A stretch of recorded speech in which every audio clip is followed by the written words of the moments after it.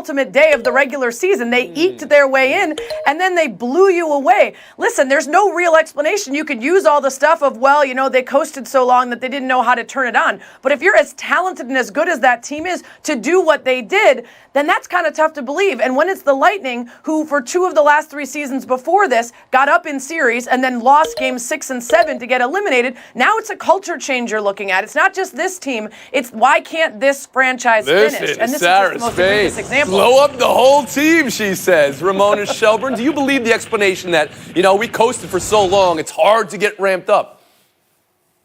Yeah, I buy it. I mean, I think when you go into the postseason, everyone else that you're playing has been working to get into the postseason. They've been positioning themselves. Yeah. And when you haven't played meaningful games in a while, it takes some time. But Tampa Bay had the best power play in the league, right? The best power play in like 20 years. They scored on 28% of their power plays. They were 1 for 6 in this series. they just, the ways that they had won, the ways they had dominated games, they weren't able to do it in this series. They never got on track. And I think it's because once it starts snowballing, it gets away from you in a series, and you find yourself where that Twitter handle from the official team that was amazing. That was just tragic last night. Kevin Blackistone, you're no stranger to disappointment on the ice, but we saw what happened with the Capitals last year. No, I mean that. You saw what happened, how the Capitals were able to put it together last year. How come the Lightning couldn't this year? You know what? It kind of reminds me of what some stockbrokers were unable to do in the late 90s, early 2000s. Oh, really? Where all of their careers, they had been rolling with a bull market. All of a sudden, they got a bear market, and they didn't know what to do. So you look at the Lightning, and all of a sudden, they're playing from behind. You're talking about a team that won almost half of all of its games by 3 goals or more. And for the last 3 games in this series, they fell behind 2-0, and they could never, ever adjust to playing from behind. And I think that goes on the coaching staff and as well as the players for just being left in shock. They couldn't left in shock. That's what I call the rest of this panel. When you're talking about bull markets and bear markets, Sarah, Shelburne, and Yates still trying to get their taxes in. Yates, after the horn, please. Kucherov and Hedman ending up out of this series was a major psychological factor in Game 3, and I just don't think they were able to recover after that. All right, now to the disappointment only some of others will be measured against.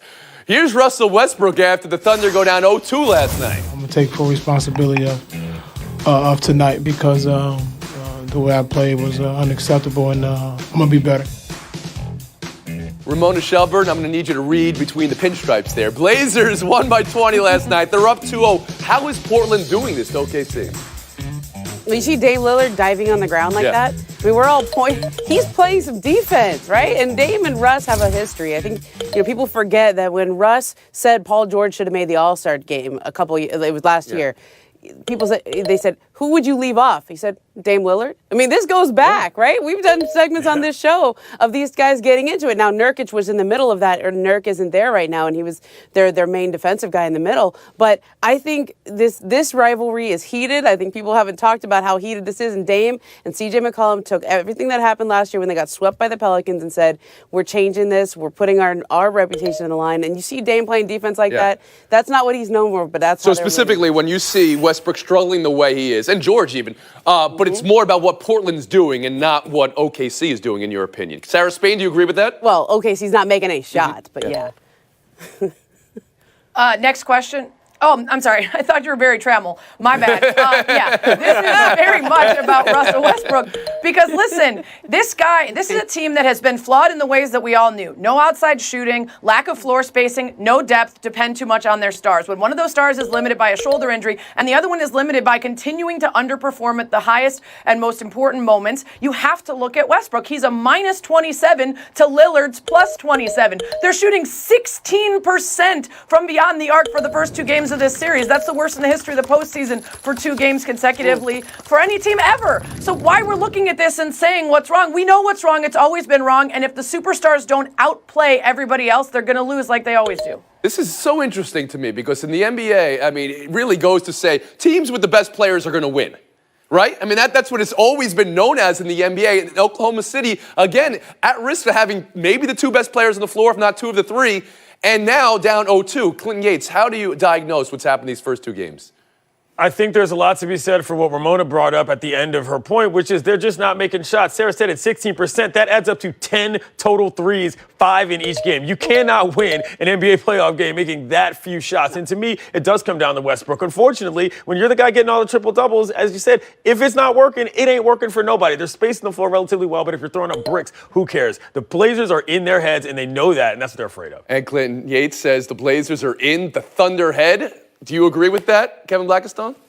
Well, I think the Blazers are in the Blazers' head. You know, a few years ago, we talked about Terry Stotts having to replace 4 starters in the fabulous year he had. And people said he's really coach of the year. They go into the playoffs, no Nurkic. Everybody says, wow, well, the guards are going to have to pick up the scoring. Guess what? The guards picked up the scoring, and they're playing fabulous defense on top of that, and they're hustling. Terry Stotts has a way of inspiring those guys to take it to a level that is needed for them to win, and that's how they're winning this. Breaking down the seeds going into the postseason, a lot of people circled this was the matchup at 3. That the 6 could knock off a 3.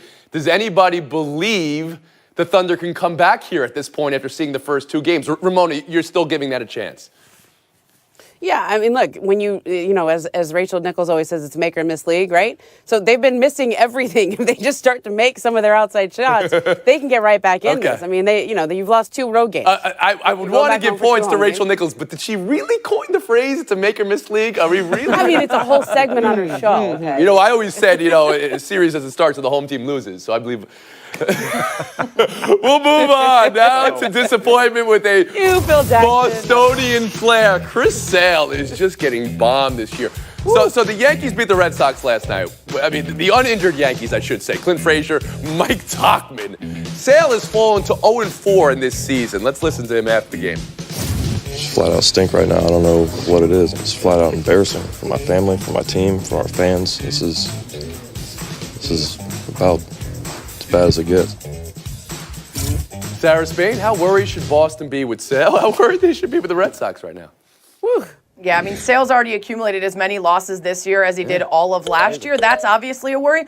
But their starting ERA is the worst in the history of the team through 18 games. They've allowed more runs than any other staff in baseball. And oh, by the way, Mookie Betts is hitting .212. So if you're just worried about Sale, you might need to look at how the rest of the team is underperforming. There's still plenty of time. It's early, but it's not just about Sale. They haven't won every game that he hasn't started either. So it's a team effort. Duly noted. Let me ask you this then, Clinton Yates. Can the Red Sox be the Red Sox if Chris Sale isn't Chris Sale? You know, I do think they can be, but I think that Chris Sale's problems are bigger than they're willing to admit. Listen, going back to spring training, he was having issues with how he was delivering the ball. And basically now, it's not a velocity issue, it's a location issue. Guys have a .01 exit velos on singles. Are you kidding me? That means that they're hitting the ball extremely hard, and they know exactly where it's coming. He's leaving a lot of stuff arm side, which to me is something you should be able to fix mechanically by this point of the season. What were you in spring training for if that's not working? I have a huge concern about where Chris Sale is going to be further down the line this season. Location. Something I came up when I was a realtor for some time. Reality Realty is what we call it. Safari Realty in Staten Island. That's my uncle. Go check it out. My aunt. Kevin Blackistone, please go ahead. Yeah, I mean, you just look at Sale's line right now. His hits per 9 innings have almost doubled to 11.5. He's all over the place. He's getting hit hard. When he's not getting hit hard, he's getting hit and it's going right through the infield. It's a real problem for that team right now. And as you pointed out, Mookie Betts isn't hitting, so the offense is middle of the road right now. They've got a lot of issues that nobody saw coming. And guess what? He's not the only pitcher struggling. I mean, right now, you talk about Price being the best pitcher the Red Sox have, and he's a guy that they love to hate. So this is a real problem for the Red Sox going forward. Mona Shelburne. Yeah, I was worried about Chris Sale when his velocity was down, because then you thought, okay, maybe there's something structurally wrong with his arm. Maybe he's just working his way back in spring training. He was hitting 97 yesterday. This wasn't a velocity issue. And I think in some ways you go, okay, well, that's good. At least he's still able to bring it. He's still able to get it to 97. It's just mental. Alex Cora was saying after the game, he thinks his best pitching is right around the corner. They've just called up his catcher. Sandy Leon is back there. He's one of the best defensive catchers in the game. He's like his personal catcher. If that couldn't get it done, I don't know what can. And maybe this is rock bottom for them, but he doesn't seem right at all. Sarah Spain after the horn. Yeah, silver lining for the Red Sox is Alex Cora did say because of the deep run in the postseason last year, he gave his guys less work, the starting pitchers, in spring training. So the chances are that maybe they're just behind and things start to pick up once they get into a rhythm. And Yates? I'm not sure how that's a silver lining. All the games count the same. You get back this far in the season, you got issues. They could with get your better staff, versus period. if it's not because of Russ, then they're just bad. Yeah. All right. Well, it's a game of inches. Yet another thing I came up with. Buy or sells next on the other. Look at those scores. What's going on here? Shelford 23, Spade 25. It's the live ball era. Like the NBA. Came up with that too. Came up with it. 18-point leads blown. You know how to get the lead. You don't know how to keep the lead. San Antonio led Denver 78-59 with 4:28 to go in the third. 16 minutes from down 0-2. Then Jamal Murray woke up and the Nuggets won by 9. Ramona Shelburne, are the Nuggets back to being a team you could believe in? Were you encouraged by the comeback or discouraged that they were down to begin with? I don't know if I believe in him just yet, but I'm encouraged by the comeback. I mean, I think Jamal Murray really showed me something. He had missed 8 straight shots to start the game and then hit 8 in a row as they staged their comeback. But this was as close to a must-win as you can get in the first round of the playoffs, because if they lose that and then have to go to San Antonio where the Spurs are 32-9 this year at home, the series could have been a sweep. Sarah, Spain?